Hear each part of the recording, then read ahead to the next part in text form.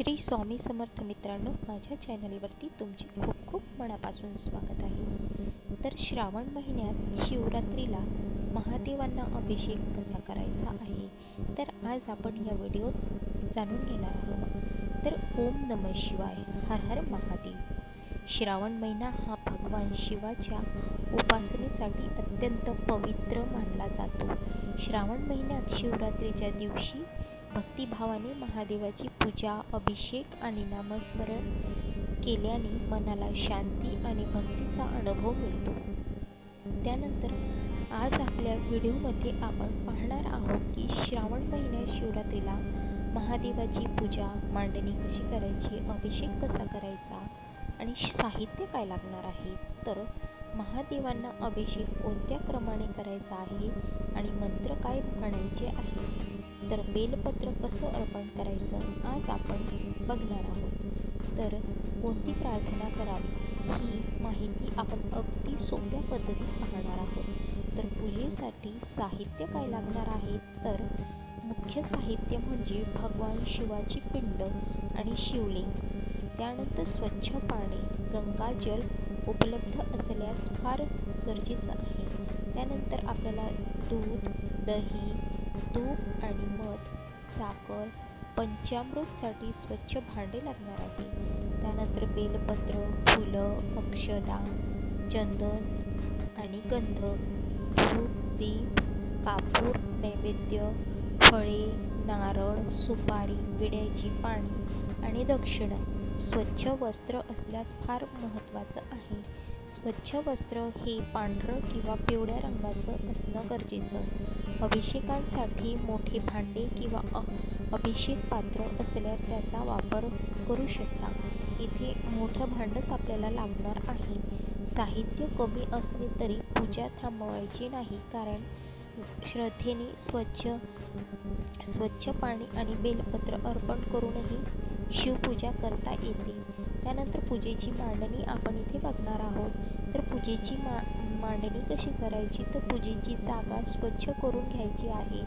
शक्य असल्यास पूर्व किंवा उत्तर दिशेकडे तोंड करून पूजा करायची आहे। एका स्वच्छ पाटावर किंवा पूजेच्या जागेवर शिवलिंग व्यवस्थित ठेवायचा आहे। शिवलिंगाच्या खाली अभिषेकाचे पाणी वाहून जाण्यासाठी योग्य व्यवस्था असावी। त्यानंतर शिवलिंगाजवळ चंदन, अक्षदा, फुले, बेलपत्र, धूप, दीप, नैवेद्य आणि अभिषेकाचे साहित्य व्यवस्थित ठेवायचे आहे। त्यानंतर पूजा करताना मन शांत ठेवायचं आहे। त्यानंतर संकल्प आपल्याला करायचा आहे की अभिषेक सुरू करण्यापूर्वीच आपल्याला हातात थोडे पाणी घेऊन मनोभावे संकल्प करायचा आहे। आपले नाव, कुटुंबाचे कल्याण आणि आपल्या मनातील योग्य इच्छा आठवून भगवान शिवाला स्मरण करायचे आहे। सोप्या शब्दात संकल्प करता येतो, कारण हे भगवान महादेव, आज श्रावण महिन्यातली शिवरात्रीचा पवित्र दिवस मी आपल्या चरणी भक्तिभावाने पूजा आणि अभिषेक करीत आहे। माझ्या कुटुंबावर आणि आपली कृपा राहू दे। सर्वांना आरोग्य, सुख, शांती, सद्बुद्धी प्राप्त होऊ दे। माझ्याकडून झालेल्या चुका क्षमा कराव्यात। त्यानंतर पाणी खाली सोडायचे आहे। त्या म्हणजे पाणी तुम्हाला गंगाजल पात्रातच सोडायचे आहे, जे गंगाळ असतं त्याच्यामध्ये। तर महादेवाचा जलाभिषेक करताना सर्वप्रथम स्वच्छ पाण्याने शिवलिंगांवर अभिषेक करायचा आहे। अभिषेक करताना शांतपणे म्हणावे ओम नमः शिवाय हा मंत्र श्रद्धेने म्हणत पाणी अर्पण करायचं आहे। ओम नमः शिवाय, ओम नमः शिवाय असं म्हणत तुम्हाला पाणी अर्पण करायचं आहे। जलाभिषेक करताना मनात भगवान शिवाचे ध्यान करायचे आहे। अभिषेक हा केवळ पदार्थ अर्पण करण्यासारखा विधी नसून भक्ती, श्रद्धा आणि समर्पण व्यक्त करण्याचा एक मार्ग आहे। त्यानंतर पंचामृत अभिषेक, तुम्हाला पंचामृत तर माहीतच आहे कसं करायचं। त्यानंतर पंचामृत तयार करायचं असताना कसं करायचं, तर दूध, दही, तूप, मध आणि साखर यांचा पंचामृतसाठी उपयोग केला जातो। तर हे सर्व एकत्र मिक्स करून तुम्हाला हे पंचामृत तयार करायचं आहे. हे 5 पदार्थ टाकून तुम्हाला पंचामृतने अभिषेक घालायचा आहे. हे सर्व पदार्थ स्वच्छ पद्धतीने तयार करून घ्यायचे आहे. एक गोष्ट लक्षात ठेवा की स्थानिक किंवा कौटुंबिक पूजा पद्धतीनुसार अभिषेकाची पद्धत वेगळी असू शकते. आपल्या घरात परंपरेनुसार हे जर मानली जात असेल तर तुम्ही अशा पद्धतीतच हे पूजा अभिषेक करू शकता. महादेवांना दूध अर्पण करताना म्हणायचं आहे की ओम नमः शिवाय. त्यानंतर दही अर्पण करताना भगवान शिवाचं ध्यान करायचं आहे. त्यानंतर तूप, थोड्या प्रमाणात तूप अर्पण करायचं आहे. त्यानंतर मध अर्पण करायचं आहे. त्यानंतर साखर अर्पण करायची आहे. साखर अर्पण करताना पंचामृत अभिषेक पूर्ण करायचा आहे. त्यानंतर पंचामृत अभिषेक नंतर पंचामृत पुन्हा स्वच्छ पाण्याने शिवलिंग स्नान घालायचे आहे पंचामृत टाकल्यानंतर. त्यानंतर बेलपत्र अर्पण करायची पद्धत. बेलपत्र कसं अर्पण करायचं तर बेलपत्र शिवपूजेमध्ये बेलपत्रांना विशेष महत्त्व दिलेलं आहे. बेलपत्र स्वच्छ धुवून अर्पण करायचं आहे. तसंच घेऊन तुम्ही अर्पण करायचं नाही. त्यानंतर शक्य असल्यास अखंड किंवा ताजे बेलपत्र घ्यायचे. त्यानंतर बेलपत्र अर्पण करताना ओम नमः शिवाय असा जप करायचा आहे. बेलपत्र अर्पण करताना मनात भगवान शिवाची स्मरण करायचं आहे. फुले आणि इतर पूजेचे साहित्य श्रद्धेने अर्पण करायचे. त्यानंतर गंध, अक्षता, धूप, दीप, नैवेद्य. आता शिवलिंगाला गंध किंवा चंदन अर्पण करायचं. अक्षता अर्पण करावे. त्यानंतर फुले अर्पण करावी.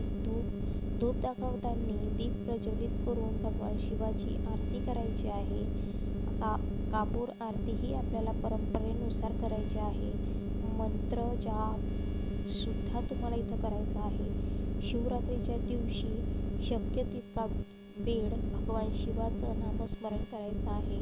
तर सर्वात सोपा मंत्र म्हणजे ओम नमः शिवाय. कोणाला कोणताच मंत्र येत नसेल तर ओम नमः शिवाय हा मंत्र तुम्हाला सर्वांनाच येत असेल तर हा मंत्राचा जप तुम्हाला 108 वेळा शांतपणे एकाग्रचित्तीत करायचा आहे.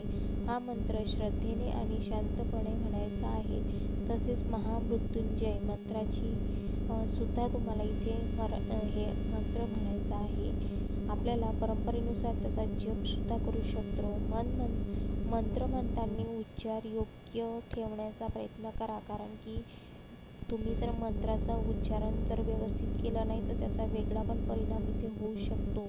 तर मंत्र जसा आहे तसाच वाचा आणि तसाच तुम्ही इथे म्हणा.